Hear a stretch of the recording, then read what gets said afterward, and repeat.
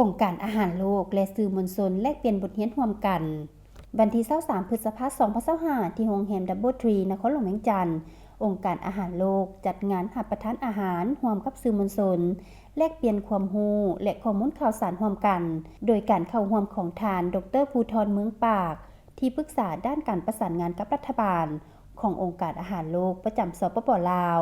และท่านมาร์คอันเดรโปสผู้ต่างหน้าและผู้อำนวยการองค์การอาหารโลกประจำสปป.ลาวมีหัวหน้าศูนย์แผนกแขนงบรรณาธิการและสื่อมวลชนลาวจากหลายสำนักเข้าร่วมท่านดร.ภูธรเมืองปากกล่าวให้รู้เกี่ยวกับการค้ำประกันเสบียงอาหารและโภชนาการที่มีความท้าทายในปัจจุบันพร้อมทั้งเสนอต่อสื่อมวลชนติดตามผลงานการเคลื่อนไหวขององค์การอาหารโลกเพื่อเป็นข้อมูลอ้างอิงเผยแพร่ให้สังคมเข้าใจ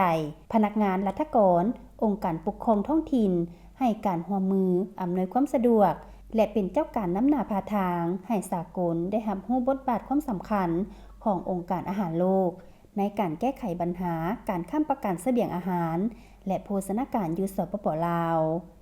นอกนี้ผู้เข้าร่วมยังได้รับฟังการนำเสนอผลการดำเนินงานขององค์การอาหารโลก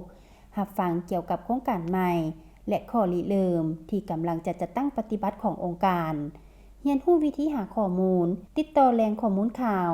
วิธีตั้งคำถามฝึกทักษะการถามคำถามและประโยชน์อื่นๆที่ได้จากการสัมภาษณ์และมีความเข้าใจหลายขึ้นเกี่ยวกับองค์การสหประชาชาติโดยเฉพาะแม่นองค์การอาหารโลกซึ่งเป็นองค์กรหนึ่งที่นอนอยู่ในนั้น